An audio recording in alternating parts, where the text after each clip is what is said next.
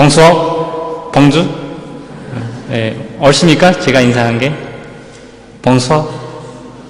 네, 감사합니다. 예. 제가 사실 4일 전에, 네덜란드에서, 뉴스를 보고 깜짝 놀랐었습니다. 프랑스 파리에 있는 침례교회에서, 저를 초청을 해서 이제, 무슨 책 출판 기념회를 한다 그래서 정말 깜짝 놀랐었습니다. 그것도 뉴스를 통해서 알았거든요. 인터넷 뉴스를 통해서. 그래서 깜짝 놀랐고, 또 오늘 이 교회에 저를 초청해 주셔서 또 저희 얘기를 들어주시는 데 대해서 대단히 감사하게 생각합니다. 예. 그래서 혹시 제 프랑스 분들 제 말 이해를 하고 계시나요? Thank you. 후에 또 질문 시간 또 있죠? 질문 시간 있습니까? 예, 감사합니다. 그래서 제가 말씀드리는 과정에 제가 또 오히려 여러분들한테 질문을 드릴 수가 있습니다. 괜찮으시죠? 예, 감사합니다. 사실 지금 제가 이렇게 블레인 씨하고 이제 책 작업을 통해서 또 책을 출간하게 됐고, 또 제가 예상하지도 못했었던 그런 이 책에 대한 반응이 굉장히 이제 커다란 반응이 일어나면서, 또 미국은 물론이고 또 영국은 물론이고 또 세계 여러 나라들에서 이제 여러 가지 책에 대한 그런 많은 평가들이 나오고 있고, 또 제가 이렇게 또 그 평가 때문에 제가 이렇게 다니면서 또 여러분들한테 많은 북한에 관련된 많은 말씀을 드리게 됐습니다. 예. 그래서 제가 한 3일 동안 프랑스에 머물고 또 바로 한국 들어가게 될 텐데요. 사실 제가 아쉬운 게 있다면 딱 한 가지 아쉬운 게 있습니다. 물론 제가 수용소를 탈출하고 또 이렇게 중국에서 헤매고 있었는데 대한민국에서 저를 또 받아줬었거든요. 저를 또 따뜻하게 받아주고 또 저를 이렇게 대한민국 국민으로 인정해주고, 제가 안전하게 더 이상 도망치지도 않아도 되고, 더 이상 배 검게 살지 않아도 되고, 더 이상 캠프라는 곳에서 살지 않아도 되게끔 저한테 이렇게 많은 사랑을 주고, 또 저를 이렇게 따뜻하게 품어준 대한민국이 어떻게 보면은 또 한쪽으로는 또 저를 서운하게 만드는 또 그런 게 있더라고요. 사실 제가 4년 전에 대한민국에서 한글로 정치범 제가 살았던 수용소에 대한 수기를 냈었던 적이 있습니다. 하지만 결과적으로 그 수기는 대한민국 땅에서 외면받았었어요. 제가 하는 말 한마디 한마디는 수용소 캠프에서 살고 있는 사람들이 운명이 걸려있는 문제였었습니다. 제가 하고 있는 생각 하나하나, 말 한마디 한마디, 행동 하나하나는 그 사람들이 운명이 걸렸던 문제였었어요. 근데 결과적으로 대한민국에서는 제가 얘기하는 수용소 캠프가 사람들 관심을 받지 못하고 그냥 외면받았고, 4년이 지난 지금까지, 제가 수용소 얘기를 시작하고 4년이 지난 지금까지 변한 거는 아무것도 없었습니다. 오히려 그 안에 살고 있는 많은 사람들이 더 많은 고통을 받고 있고요. 저는 이 부분에 굉장히 아쉬웠었습니다. 오히려 저한테 수용소에서 태어났고 수용소에서 자랐대. 그냥 궁금하니까 한번 가서 얘기나 들어보자. 신기하네. 거기서 태어나서 자랐으니까 신기하네. 이게 저의 가슴을 아프게 했었습니다. 만약 물론 지금 영어로 미국에서 출판된 저 책이 대박이 나고 잘 되고 있지만은 어떤 사람들은 또 오해를 하고 있습니다. 돈 많이 벌겠구나. 부자 되겠다. 여러분, 만약 여기 와 계시는 여러분들도 만약 이런 생각 가지고 계신다는 분이 계시면은 제가 그분한테 욕을 할 것입니다. 저는 이 부분이 굉장히 아쉬웠습니다. 물론 헐벗고 굶주리고 피난 다니고 도망치고 이런 사람을 따뜻하게 품어주는 건 좋지만은 제가 아쉬운 부분이 오히려 저는 이 대한민국에서 이런 걸 했었으면 너무나도 얼마나 좋을까.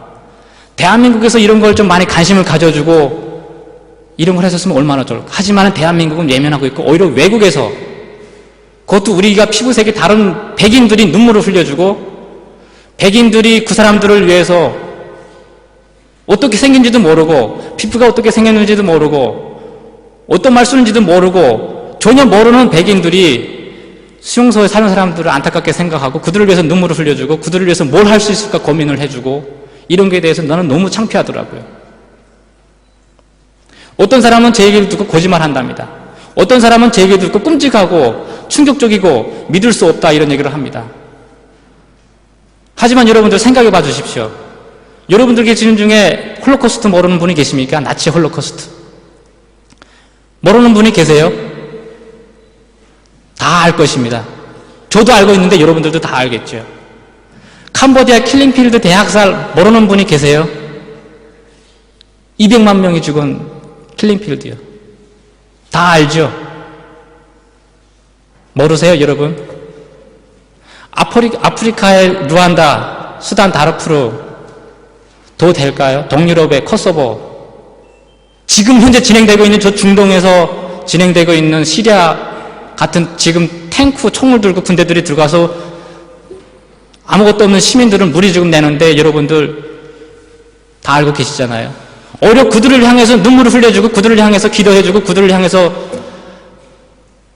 걱정을 해주지만은 저 북한 땅, 같은 동족, 같은 민족, 같은 말을 쓰고 있는 저 우리 민족을 위해서 우리 민족이 저렇게 고통받고 있는 데 대해서는 외면하고 있습니다. 저는 이것에 대해서 너무 안타까웠었습니다. 그냥 지금까지 우리가 봤던 수많은 끔찍한 일들, 나치나 캄보디아나 이런 일들은 그냥 우리가 지나갔다고 생각하고 있었어요. 다 끝났다고 생각을 하고 있었습니다.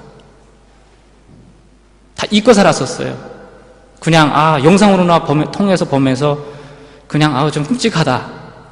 저렇게 사람들이 많이 죽었구나. 하지만 그때 일어났던 대학살은 끝난 게 아니고 지금도 진행되고 있다는 겁니다. 앞으로도 계속되고 있을 것이고요.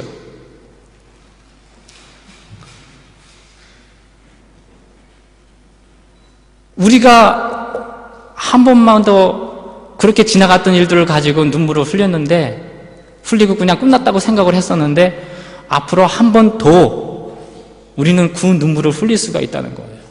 앞으로 한 번 더 그런 끔찍한 상황을 보고 또 가슴 아파해야 된다는 거예요. 제 개인적인 생각으로는 지금까지 있었던 그 수많은 대학살들이 국제사회가 조금만 관심을 가지고 국제사회가 조금만 움직여졌으면 이런 끔찍한 일이 일어나지 않았다고 저는 생각하고 있습니다. 한 가지 실례로 저 나치 홀로코스트 수용소에서 많은 사람들이 학살당할 때에 연합군에서는 군대를 보내서 저 수용소에 갇혀있는 유대인들을 구해낼까 안 구해낼까 의논을 했다고 합니다. 하지만 결과적으로 그들은 수많은 무리 죽음을 냈고 처참한 광경을 우리는 못 보겠고요. 그리고 나서 만들어진 게 국제형사재판소인데 이게 무슨 소용이 있습니까? 국제형사재판소가 수많은 사람들이 죽고 나서 만들어진 국제형사재판소가 뭘 할 수 있을까요? 범죄자 한두 명 처벌한다고 해서 죽은 사람들이 돌아옵니까? 정말 이런 일들이 일어나기 전에 우리가 막을 수 없었을까요? 그래서 저는 여러분들한테 호소를 하고 있습니다. 제가 언어도 모르고 아무것도 모르는 백인들한테 호소를 하고 있어요. 우리가 한 번 더 끔찍하게 목격하고 눈물 흘리기 전에 이거 좀 막아보자고요. 힘을 합쳐서 막아보자고요. 물론 당장 북한에서 일어나고 있는 일은 눈에서 확인할 수는 없습니다. 오직 제 말을 통해서만 사람들이 이해를 해주시지만은 여러분 눈에 보이지 않는 컴컴한 어둠이 제일 끔찍하고 제일 참혹한 법입니다. 이거를 알아주셨으면 좋겠습니다.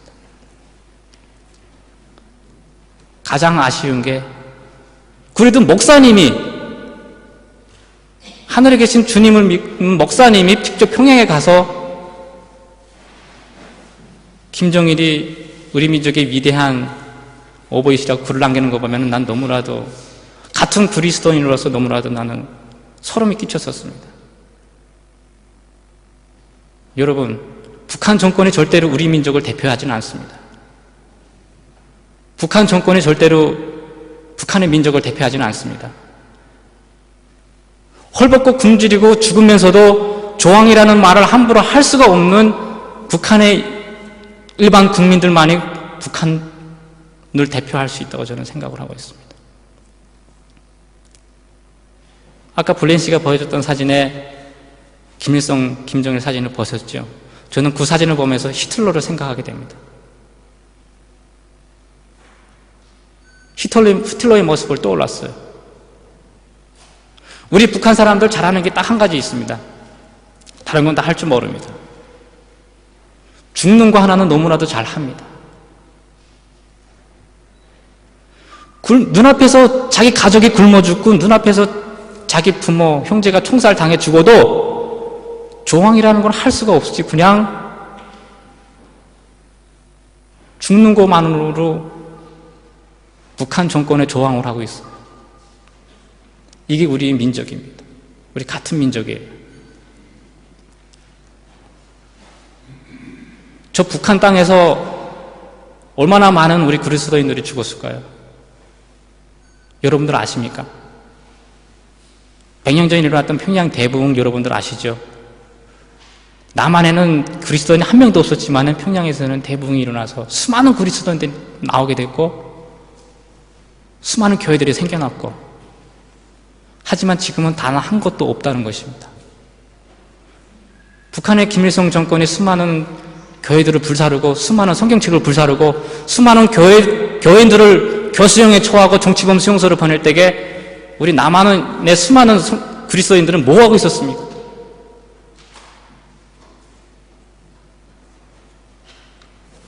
그 악행을 저지르고 있는 저 사탄 마귀와 같은 저 김일성을 향해서 한마디라도 변변해본 교회가 있었을까요?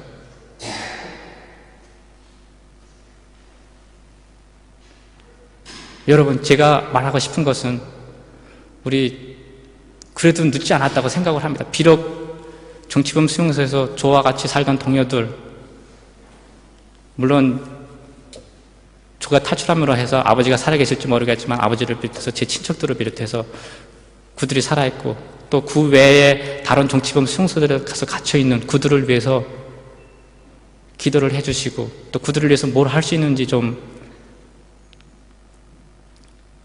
생각하시면은 우리 한번 마지막으로 힘을 합쳐서 국제사회가 힘을 합쳐서 지금 일어나려고 하고 있는 대학살을 한 번만 좀 막아봅시다.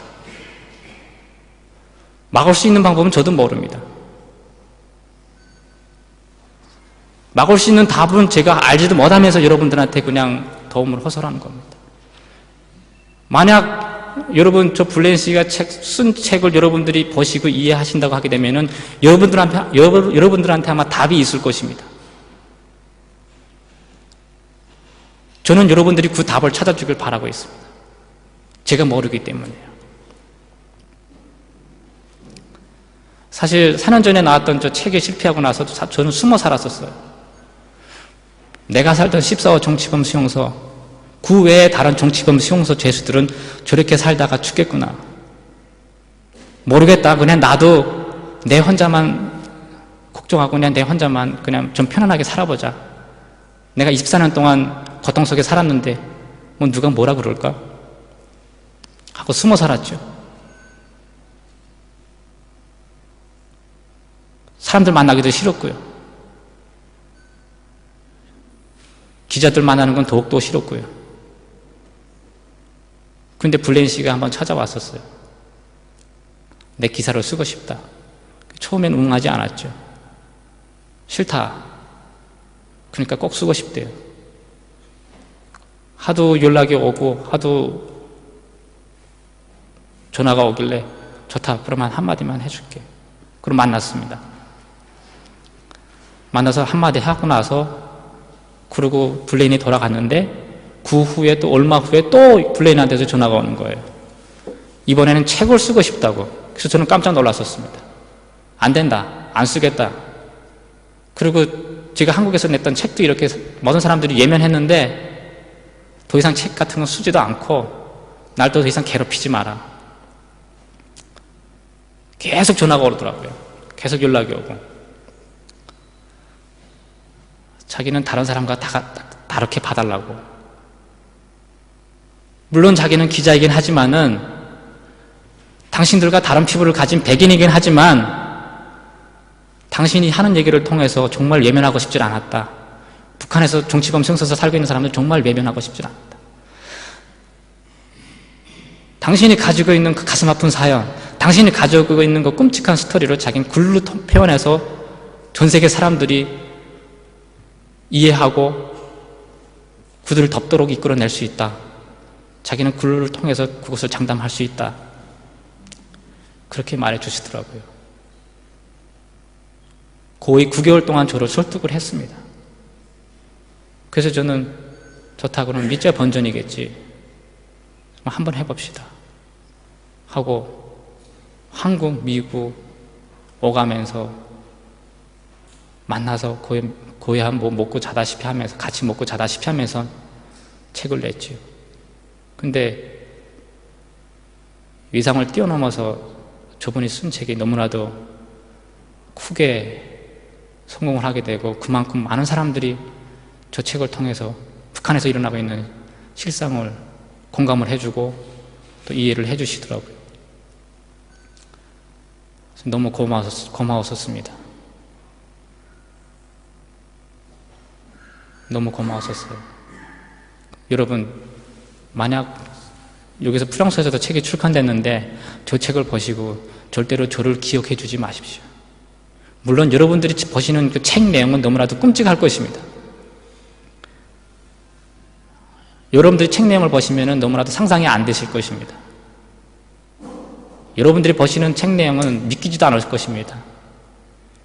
하지만 그 책을 보시고 저를 절대로 기억해 주지 마시고 그 안에서 살고 있는, 또 그 안에서 어떻게 고통을 당하고 있는 우리 동족을 기억해 주십시오. 저는 그러길 바라고 있습니다. 물론 그들이 죽을 수도 있어요. 여러분들이 많은 기도를 해주고 여러분들이 많은 노력을 해주지만은 그들이 살아나올 수 있는 가능성도 없고, 만약 그들이 죽었을 때에 여러분들이 그거를 목격했을 때에 저 북한 땅에도 저렇게 살다가 죽은 사람들이 있구나 하고 기억해 주시길 저는 바라고 있습니다. 그러면 그들은 외롭지 않을 거라고 생각합니다. 그들이 천국에 올라간다고 하게 되면은 그들은 절대로 외롭지 않을 거예요. 오래 웃으면서 여러분들 내려다보면서 감사하다고 감사의 표현을 할 것입니다. 제발 그래주세요.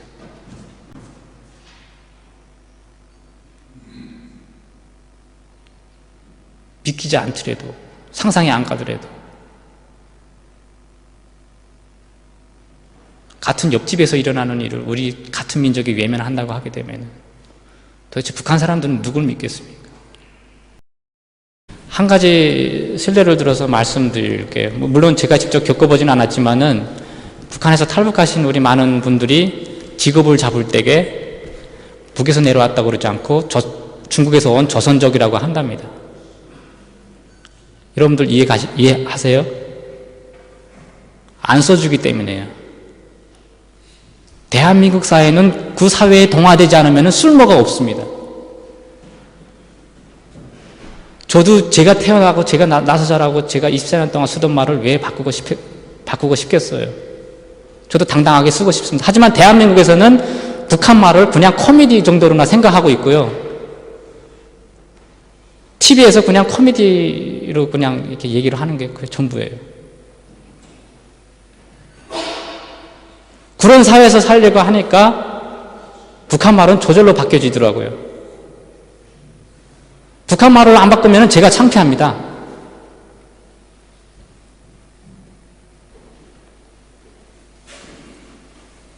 그래서 바꾸게 되더라고요. 제가 바꾸려고 하지 않아도 이 대한민국의 환경이 스스로 내가 북한 말을 바꾸게끔 그렇게 됐습니다. 물론 선생님께서 해주신 질문 여러분들이 많이 계셨었거든요. 저는 계속 이렇게 말을 합니다. 바꾸지 않으면 생활하기 힘들기 때문에요. 그래서 속입니다. 북에서 왔다는 소리 안 합니다. 혹시라도 택시 탔을 때요, 택시 탔을 때 제가 좀 어디 좀 가주십시오 그랬더니 택시 기사들이 제일 먼저 알아보더라고요. 그것도 연변에서 왔나 물어보고요. 그럼 저 연변에서 왔다는 소리도 안 하고 그냥 뭐 강원도 어디서 왔다 뭐 이렇게 거짓말을 치긴 몇 번 하곤 있는데, 저도 그게 아쉬워요. 제가 당당해서 북한에서 못 왔다는 게 아쉽습니다. 왜요? 북한의 국민들이 북한에서 왔다고 되면 깔보니까요. 먹고 살기 힘들어서 굶어 죽는 데서 왔다고, 못 사는 데서 왔다고. 북한에서 왔다는 거 너무나도 창피해서 제가 말 못합니다.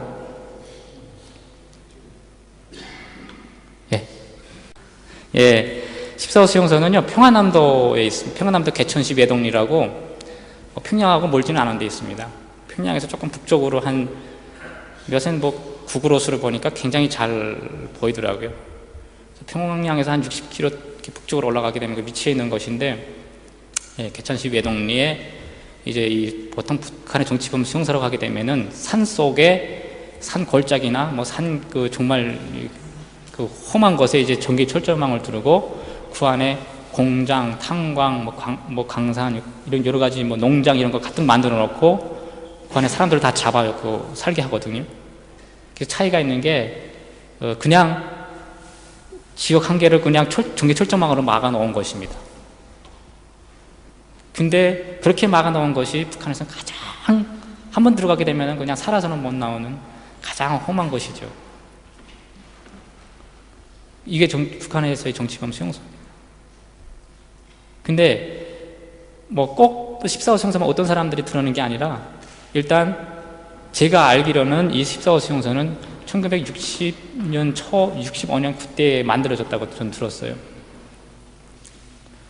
그때 만들어졌다고 들었는데, 그때 당시 잡혀 들어온 사람들 보면은 뭐 전쟁 때 무슨 나무를 올람했다든지, 아니면 뭐 한국군이 들어왔을 때 뭐 도움을 줬다든지, 뭐 거의 대부분이 그런 사람들로 잡혀 들어왔다는 걸 알고 있고요.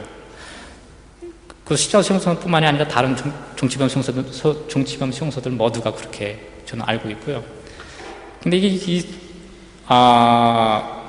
북한에서는 이 14호 수용소 이름이 잘 없습니다. 다 번호를 붙여놓죠. 모든 수용소들은 다 번호를 붙여놨거든요. 근데 지금 존재하고 있는 게 한국 정부가 공식적으로 발표를 한 데 의하면은 5개 수용소에 15만 4천 명이 있다고 2010년도인가 발표를 했었습니다. 하지만 비공식적으로는 6개 수용소에 20만 명이 있다 이렇게 널리 알려져 있고요.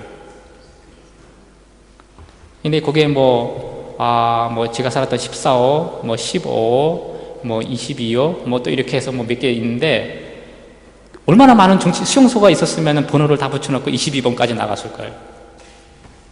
근데 그게 지금 많은 세월이 흐르면서 없어지고 해서 지금 뭐 한 5개 남았다고 그러고 6개 남았다고 그러고 하거든요. 근데 이제 대부분 많은 정치범 수용소들이 뭐 본인이 들어가는 정치범 수용소도 있고, 가족이 다 잡혀 들어가는 정치범 수용소가 있고요. 물론 가족이 다 잡혀 들어갔다고 해도 뭐 같이 사는 건 아니고. 근데 이제 유독 제가 살았던 14호 정치범 수용소에만은 일 잘하는 죄수, 잘하는 죄수 남자, 일 잘하는 죄수 여자 이렇게 해서 간수가 이제 뽑아가지고 표창 결혼이라고 하는 이제 그런 걸 그런 시스템이 하나 있어요. 물론 일을 잘해야 되고 생활을 잘해야 되고 수용소의 이제 법과 규정을 철저하게 지켜야 되고, 그래야지만이 이 수용소에서 하는 이 표창 결혼이라고 하는 거 말도 안 되는 그런 시스템에 당첨이 될 수가 있죠. 뭐 그렇다고 해서 여러분들 절대로 무슨 자기가 서로가 눈이 맞아서 연애하다가 결혼한다든지 뭐 이런 거 저는 절대로 이렇게 오해하시면 안 되고요. 그렇게 결혼할 수 있는 제3자도 간수가 선택을 합니다. 그래서 간수가 그냥 말 한마디로 그냥 표창 결혼 받았으니까 앞으로 일 열심히 하라, 그게 끝이에요. 결혼식 전혀 그런 건 모릅니다. 그렇다고 해서 서로가 부부가 같이 사는 것도 아니에요. 며칠만 같이 살게 하고 또 따로 떨어져서 살게 하거든요. 일 열심히 잘 해야지만이 한 번씩 만나보게 하고요. 그러다가 아이 생기면 아이가 낳고. 그거예요. 신기하죠? 그게 아이가, 그런 환경에서 아이가 날 수 있다는 게. 아이 낳습니다. 짐승이니까 아이를 낳죠. 여러분들 상상할 수가 없을 거예요. 그렇게 해서 저도 태어나고, 제 형도 태어나고요. 물론 그 안에서 저만 태어난 게 아니고, 내가 태어나기 전에도 많은 사람들이 태어났고, 지금도 태어나고 있을 거예요. 일단 정치범 수용소에 잡혀 들어가면요, 잡혀 들어간 사람들 모든 자유가 다 박탈당해요. 그리고 북한 국민으로서의 그 이름이 삭제되고 북한에서는 없는 존재래요. 그리고 저같이 태어나는 사람들 마찬가지입니다. 죄수의 자식으로 태어나갔기 때문에 똑같은 죄수인 거예요. 그냥 태어나면은 제가 혼자서 커요. 아이가 혼자서 자랍니다. 누가 하나 돌봐주는 사람도 없어요. 왜? 엄마는 일하러 나가고, 그냥 제가 디글디글 그러다가 죽으면 죽고, 살면은 나처럼 이렇게 찌르게 살고, 그러고 나서 6살 때 그 수용소에도 학교가 있다고 그래도 학교에 입학합니다. 배울 수 있는 거 아무것도 없어요. 최소한의 굴 쓰는 법, 샘새는 법, 그리고 관리소에서 지켜야 하는 법하고 규정. 여러분들 김일성, 김정일 다 아시죠? 모르는 분 안 계시죠? 심지어 김정은, 김일성이가 와이프가 몇 명 됐고, 김정일이가 와이프가 몇 명 됐고, 그거 여러분들 다 아시지만은 수용소에서 태어난 사람들 전혀 몰라요. 김일성, 김정일 전혀 몰라요. 믿으실지 모르지만 북한에서 여러분들 가보신 분이 계실지 모르지만 북한에 수많은 포스터가 있고 수많은 김일성, 김정일 찬양하고 가는 곳마다 김일성, 김정일 사진 걸어놨지만은 수용소에서는 단 한 개가 없어요. 그런 거. 딱 하나가 있어요. 모두 다 법 규정과 규율의 요구대로 생활하자라는 구호가 딱 하나 있어요. 왜? 그냥 늙어 죽어요. 그냥 여기서 그냥 이 수용소 안에서 늙어 죽을 때까지 일하다가 살아야 될 사람들이 한마디로 짐승이기 때문에 그냥 죽어야 될 사람들이기 때문에 그런 교육이 필요 없는 겁니다. 조금이라도 우리가 의식을 할 수 있는 그런 말이나 행동 전혀 없어요. 철저히 감시를 하고 철저하게 짐승으로 사육이 되는 거예요. 이렇게 말씀드리면 여러분들 이해하시겠습니까? 사람이니까 좋은 일도 많이 하고 사람이니까 이렇게 나쁜 일도 많이 하는 겁니다. 제가 학교에 입학했다고 해서 우리를 가르쳐주러 들어오는 선생 총 차고 들어와요. 그리고 첫 번째로 우리한테 가르쳐주는 게 너희들 부모들은 죽을 죄를 져가지고 여기 수용소에 들어왔다. 살려준 것에 대해서 감사하게 생각해라. 살려준 것에 대해서 일러서 보답을 해라. 일을 열심히 해서 보답을 해라. 6살짜리 애들한테 가르쳐주는 거예요. 6살짜리 애들. 그리고 이 수용소의 10대 법과 규정을 공부시킵니다. 16살의 애들한테. 수용소의 10대 법과 규정 가장 첫 번째가 뭔 줄 아세요? 그 누구도 수용소 안에서 탈출할 수 없다. 두 번째가 뭔 줄 아세요? 만약 탈출한 즉시 가차없이 총살한다. 세 번째가 탈출하거나 같이 탈출을 기도하거나 모해한 자도 즉시 총살한다. 6살짜리 애들한테 가르쳐주는 거예요. 그러면 저는 뭘 배우겠습니까? 그게 사실인 줄 알아요. 부모들이 죄를 지은 것도 원망합니다. 제가 생각하기 시작해서 눈앞에 보인 거는 그냥 죄수복을 입고 다니는 죄수들하고 간수복 입고 다니는 총을 들고 다니는 간수 전부예요. 그 누구도 나한테 바깥 사회에 대해서 말해주는 사람 단 한 명도 없었기 때문에 나 자체도 알려고 하질 않았었습니다. 신경도 안 쓰고요. 그게 전부예요. 내 운명으로 받아들입니다. 그 삶을.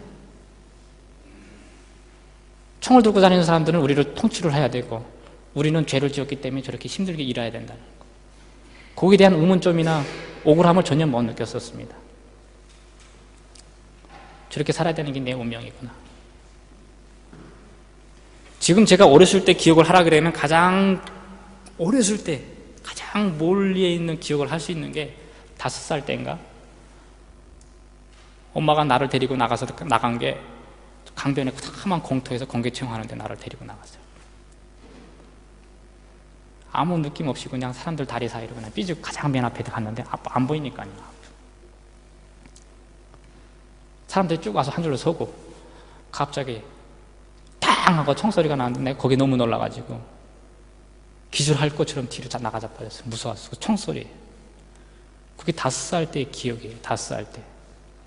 여러분들 5살 때의 기억이 뭡니까? 제가 질문 좀 할게요. 여러분들의 5살 때의 기억은? 그게 우리의 5살 때의 생활이었어요. 그리고 7살 때요. 학교 때. 매일매일 우리는 그 간수가 혹시 아이들 주머니에 먹을 게 있는지, 뭐 감춰갖고 다니는지 이런 걸 검사하는 게 있습니다. 간수가 이제 그날도 뭐 다른 날과 마찬가지로 이제 주머니 검사를 하는데 그 여자아이 몸에서 그 밀 이삭 5개가 나왔었어요. 근데 여자아이는 말로는 자기가 오다가 길바닥에서 주워 갖고 왔다고 그러는데 간수가 봤을 때는 가장 큰 잘못을 저지른 거예요. 법에도 있어요. 수용소의 곡식을 함부로 훔치거나 도둑질하지 말라고, 가짜시 총살한다고. 그게 설사 곡식이 땅에 떨어진 거라도 아니면은 서동에 박힌 거라고 해도 간수가 먹지 말라면 먹지 말라는 거예요. 근데 이 여자는 그걸 유리삭 요만한 거, 손가락만한 거 5개씩이나 있었던 거예요. 가짜수 때리기 시작했죠. 왜? 잘못했기 때문에. 법을 어겼기 때문에. 하도 많이 멍둥이를 맞다 보니까 사방에 혹이 나와가지고 기절했어요. 7살짜리 여자아이가. 그러니까 업고 데려다 주라고 그래서 우리가 직접 애를 업고 엄마한테 데려다 줬는데 다음날 학교 안 나왔는데 물어보니까 죽었대요.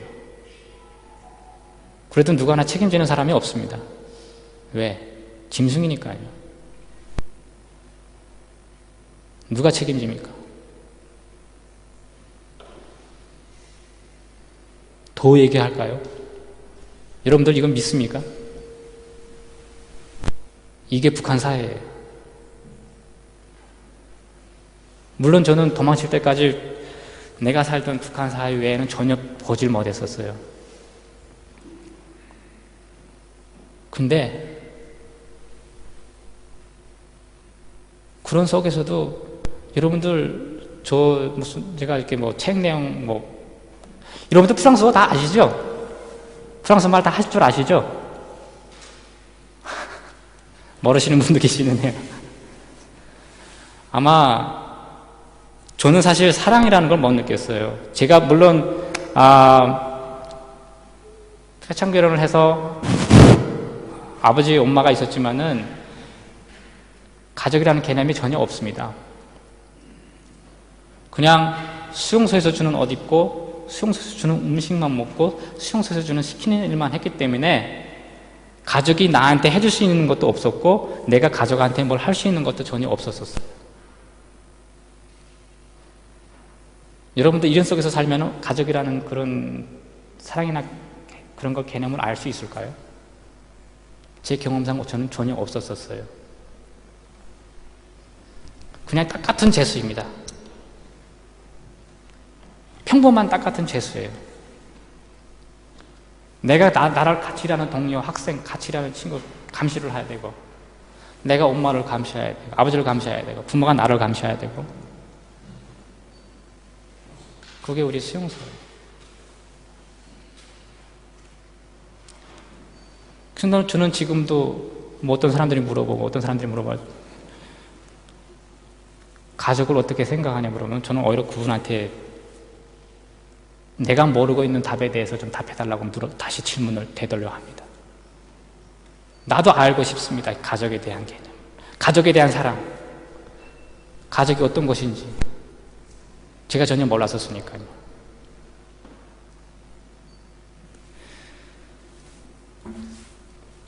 96년 4월 6일 날 제 엄마하고 형이 체포됐어요. 제 엄마하고 형이 이제 잡혔는데, 엄마하고 형이 이제 뭐 탈출을 시도하다가 이제 붙잡히게 돼가지고, 이제 저도 이제 같이 이제 뭐 잡혀가지고 이제 감옥에 가서 이제 꽤 고생 좀 했죠. 매도 많이 맞고, 뭐 여러 가지 뭐, 물론 뭐 몸에도 아직도 그 흉터들이 많이 남아있지만은, 저렇게 분분하게 물론 생긴 건 없지만은, 겉으로 보기에는 이렇게 분분해도, 예, 옷만 뽑았으면 뭐 이렇게 좀, 예, 여러 가지 흉터들이 많이 남아있죠. 절대로 겉만 보고 평가하지 마시고요.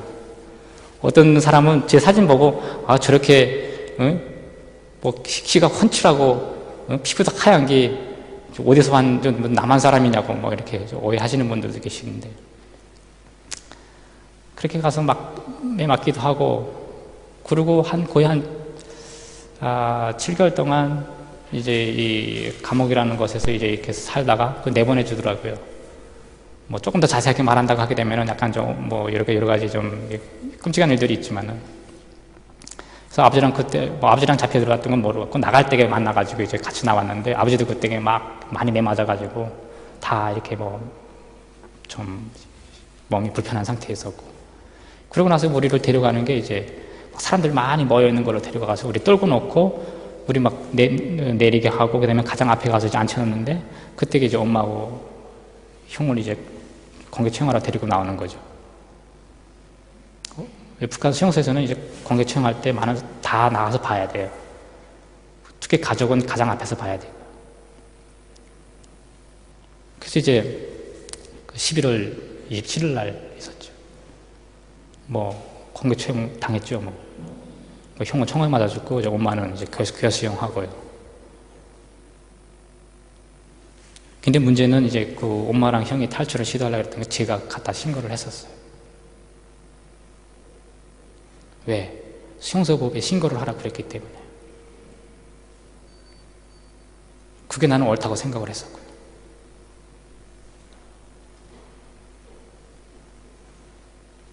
나는 그때 그 광경을 보면서 내가 저 자리에 묶여서 저렇게 총살 당하지 않은 게 참 감사했었어요. 그때 당시. 나를 살려준 것에 대해서 너무나도 감사했었고요. 너무나도 다행으로 생각을 했고요.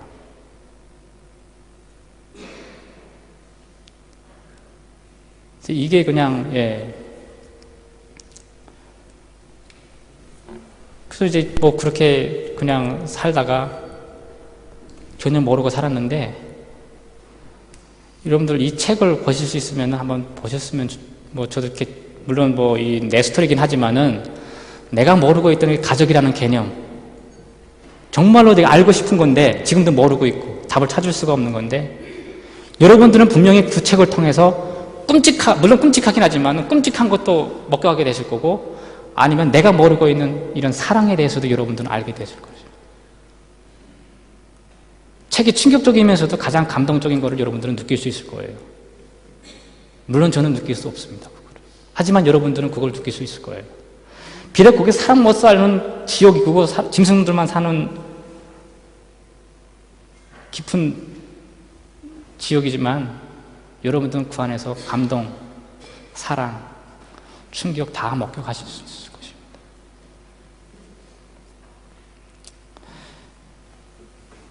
근데 이제 2004년에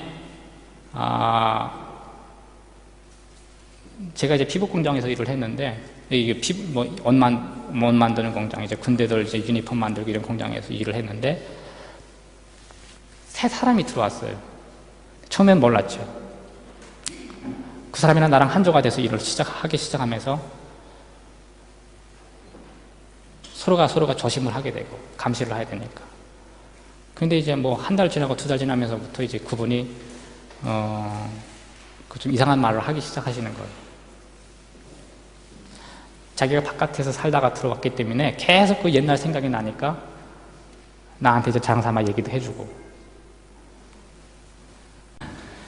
근데 그분이 이제 통해서 난생 처음 이제 뭐 좀 이상한 말도 많이 들었고, 그리고 난생 처음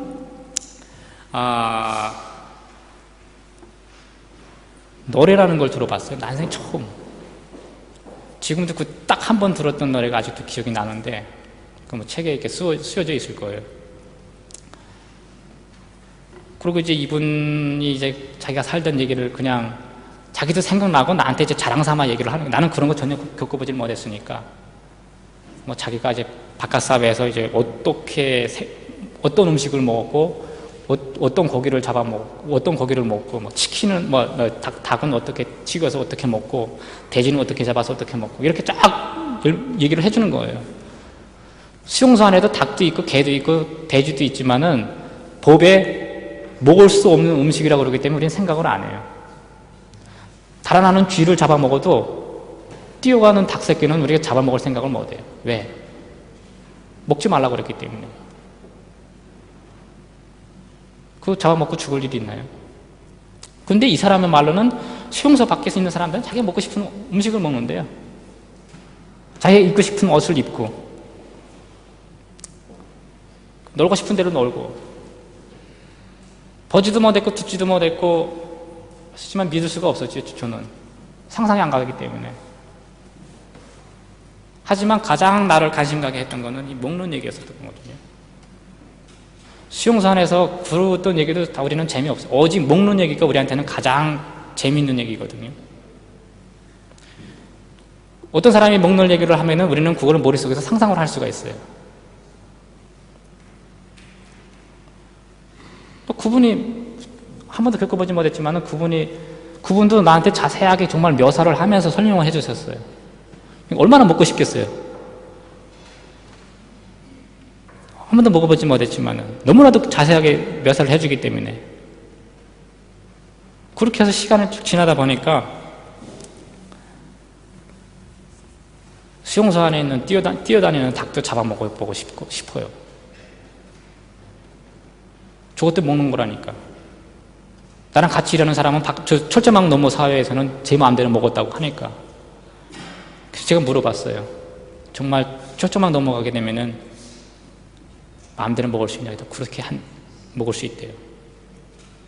이분이 조금 과하게 말씀하셨던 거는 또 있는데, 바로 철제망만 넘어서면은 발 앞에 이렇게 삶은 닭이 놓여 있대. 그냥 집어서 먹으면 된답니다. 그러니까 일을 하기 싫어지더라고요. 그 얘기를 듣기 시작하니까. 그전에는 그냥 누구 죽을 때까지 살아야 되는 이 환경이 내 운명이라고 생각하고 그렇게 참고 살았는데, 그렇게도 살 수 있었어요. 물론 살 수 있습니다. 때리면 죽고, 잘못했다고 총살 당하면 총에 맞아 죽고, 사고 나면 죽고, 하지만은 그런 속에서도 살 수는 있어요. 옥수수를 주는 음식 먹고 소금에 절인 조그만 무슨 수프 같은 걸 줘도 그거 먹고 살 수는 있습니다.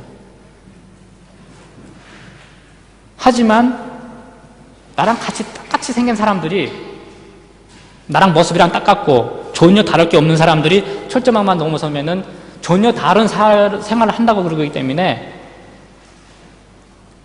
좋다. 내일 당장 총에 맞아 죽어도 오늘 한번 실컷 정말 먹어보고 싶다. 저 사람이 먹었던 삶은 닭을 정말 배불리 먹어보고 싶어. 난 내일 당장 총에 맞아 죽어도 좋아. 이런 용기가 생기는 거예요. 먹고 죽어도 소원이 없겠다. 정말 저렇게 배불리 먹고 죽으면 소원이 없어요. 그래서 제가 이분한테 얘기했죠. 내가 정말 만약 도망칠 수 있으면 저렇게 먹을 수 있나? 있대요. 좋다. 도망치자. 정말로 내일 당장 총에 맞아 죽을 각오를 했었어. 오늘 당장 내가 그렇게 먹기 위해서요. 그리고 철조망만 넘어서면 이분이 길을 다 안다고 그러기 때문에 그럼 철조망까지만 내가 하자. 그래가지고 25살 되는 해 2005년 1월 2일 날 산에 이제 일하러 갔던 기회에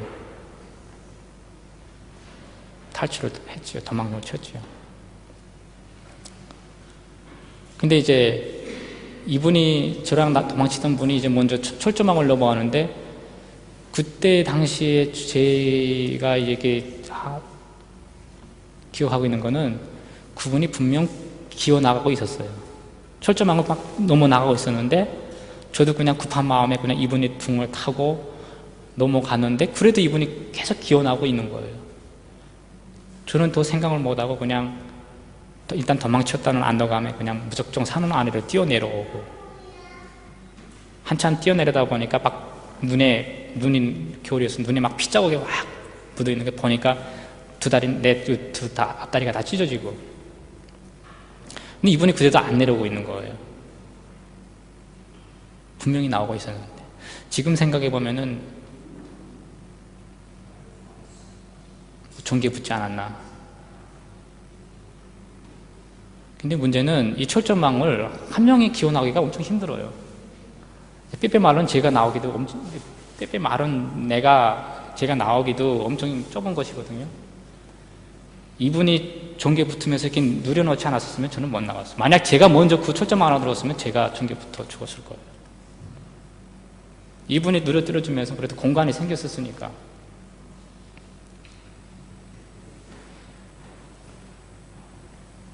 그리고 나서는 몰랐죠. 근데 철조망 넘어서자마자 이렇게 삶은 닭이 있다고 그랬는데 없었어요. 삶은 닭은. 그리고 이제 한참 후에 이렇게 삶은 닭을 먹긴 했는데 그래서 거의 한 달이라는 기간을 이제 북한 일반 사회를 처음 먹고 했고 1월 2일 날 밤에 도망치고 1월 3일 날 난생 처음 이제 북한 사회를 봤습니다. 어떤 사람들이 저한테 질문을 하는 게 이렇게 영국에도 오고 미국에도 가고 많은 나라를 다니면서 가장 한 번도 그런 거 못 본 사람인데 이런 거 다니면서 뭘 보고 가장 큰 충격이었나 물어봐요. 그럼 저는 충격받았던 거 이런 한국이나 미국이나 영국 가서 충격받은 건 단 하나도 없다고 그래요. 1월 3일 날 난생 처음 북한 사회 봤을 때 큰 충격 받았었어요. 사람들이 너무 자유롭게 다니는 거예요. 입고 싶은 옷을 입고 막 노래 부르고 싶으면 노래 부르고 경찰이 지나가도 인사를 안 하고 수용소안에서는 재수가 재수복을 입어야 되고 이름표를 쓰고 다녀야 되고 여자고 남자고 머리를 다 빡빡 밀어야 되고 간수가 지나가게 되면 길옆에 비켜서서 인사를 딱 해야 되고 이런 것이거든요. 근데 너무나도 다른 거예요. 너무나도 정말로 먹고 싶은 음식을 사람들이 막 사먹고 그랬었어요. 정말 지금 표현을 하게 되면 그게 천국 같다고 생각했었어요.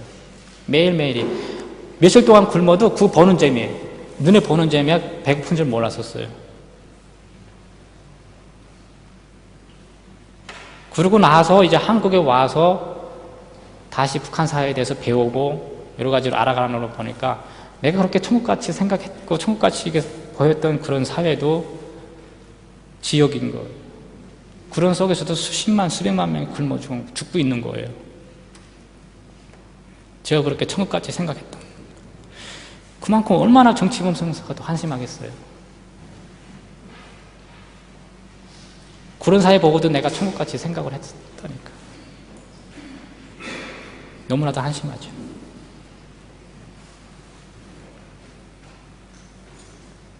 근데 신기하게 만약 내가 도망치자마자 나는 무조건 정치범 형사하고 멀리 떨어져야 된다고 이렇게 갔는데 만약 제가 이제 그 DMZ 쪽으로 내려왔으면은 못 도망쳤겠죠. 어디 도망칠 데가 있습니까? DMZ 쪽으로. 가느라고 간 게 북쪽으로 올라가게 된 거예요. 나도 모르게. 근데 2005년 그때 당시에는 사실 제 경험상 그때 당시만 해도 개나 소나 다 국경을 넘을 때였던 것 같아요. 개나 소나 다. 많은 사람들이 그냥 또 북쪽으로 올라가니까 많은 사람들이 그냥 모여 있는데 그냥 자기네들끼리 그래 중국에 대한 정보도 막 나누고 중국은 어떤 것이라 이렇게 막 하기도 하고 그렇게 훈치 않게 그렇게 막 의견을 주고받더라고요. 저도 중국을 탈출하게 됐고요. 여러 가지 그런 뭐 이렇게 뭐 어떤 분들은 기적적으로 이렇게 탈출했다고 하는데 여러분들이 다 우리 그리스도인들이고 교회 다니시는 분들이라면은 그 상상은 여러분들께서 하시면 좋을 것 같습니다. 제가 어떻게 돼서 이렇게 어려움을 겪고 탈출하게 됐고 또 이렇게 여러분들 앞에까지 서게 됐는지는 교회분들이면 더 잘 이해를 하시겠죠. 그래서 이제 누구를 항상 조심해야 되고 제가 나를 숨겼었고 하지만은 별반 뭐 골 일은 사실은 없었어요. 그때 당시에 만약 여러분들 대한민국에서 누가 도주했다고 하게 되면은 도망칠 데가 있습니까? 바로 뭐 인터넷으로 쫙 뿌리고 뭐 소해, 남해, 뭐 동해 다 바다고 북한으로는 북쪽에 막혔고 어디로 도망칠 데가 있어요. 그냥 전화 한 통이면 다 연결되지만은 그때 당시 북한 사회는 뭐 지금 한국에 와서 내가 배워서 알는 거지만은 거의 정부의 그런 시스템이 거의 다 마비된 상태에 있어요. 기차도 안 갔고 전기도 없었고 경찰들이 사람들을 단속을 하지만은 뇌물을 받기 위해서 단속을 하는 거예요. 돈을 뺏고 나 같은 거는 단속도 안 해요. 하도 지저분하니까 별반 차이가 없었어요. 일반 북한 사람들하고는. 저도 물론 뭐 여러 가지를 이렇게 배워가지고 물론 한국에 와서 이제 여러 가지를 배웠는데 뭐 원래 뭐 이렇게 삼판선을 그냥 땅에다가 그냥 구물 굴대게 뭐 미국하고 러시아하고 이렇게 뭐 운원을 해가지고 이렇게 갈라졌다 이렇게 저도 알고 있고요. 물론 그래서 제가 다닐 때에 될수록이면은 정치인들하고 여러 가지 이제 물론 기자님들 와 계시면은 미안하긴 하지만은 기자들은 좀 피하려고 해요. 절대로 이 문제를 정치적으로 걸고 드는 건 저는 반대로 하고 있거든요. 오히려 저는 여러분들을 만나는 게 더 좋아합니다. 제가 지금 제가 개인적으로 이거는 절대로 무슨 누가 어떻게 해서 의견이 아니라 제 개인적으로는 이렇게 힘들기 때문에 여러 가지 무슨 이런 선진국 여러 가지 이런 이해관계 때문에 북한이 변할 수 있는 게 굉장히 좋기 때문에 국제적인 여론이 조성된다고 하게 되면은 이 국제적인 여론을 압박으로 인해서 북한 정권이 함부로 정치범 성소에 갇히는 사람들을 죽이지 못할 것이고 만약 여러분들이 이 말을 들으시고 제 말에 공감을 해주신다고 하게 되면은 북한 정권에 당당하게 좀 말씀해 주신다고 하게 되면은 만약 너희들이 정치범 수용소에 갇혀있는 이 사람들을 죽였을 경우에 얼마만큼 참혹한 대가를 치를 수 있는지 똑똑히 알아야 된다 경고를 한다고 하게 되면 그들은 이렇게 뭐 함부로 사람을 죽일 수 없을 거라고 저는 뭐 개인적으로는 그렇게 생각합니다. 뭐 멍청한 생각인지는 모르지만은 그리고 내 개인적으로는 무슨 이렇게 됐으면 좋을 것 같아서 통일되면은요. 상식적으로는 통일되면은 너무나도 좋겠지만은 주변 상황이 너무 말도 안 되는 상황들이 많이 있고 그래서 저 개인적으로는 뭐 그렇게 따로 이렇게 통일에 대해서 뭐 생각해 본 적이 없고요. 마지막으로 뭐 이렇게 뭐 내가 저거 좀 이해하고 싶어요. 만약 통일된다고 하게 되면은 저는 제가 살았던 곳에서 가서 살고 싶어요. 물론 정치범 수용소고 이렇게 막 제가 피눈물 속에서 이렇게 살았던 것이긴 하지만은 자연이 너무 아름다웠고요. 물이 너무 좋았고 거기에 약수가 있었어요. 수용소에. 근데 그 약수 이제 바로 나오는 거 이렇게 받아서 뭐 마시면은 투름이 올라와요. 그렇게 좋은 약수였어요.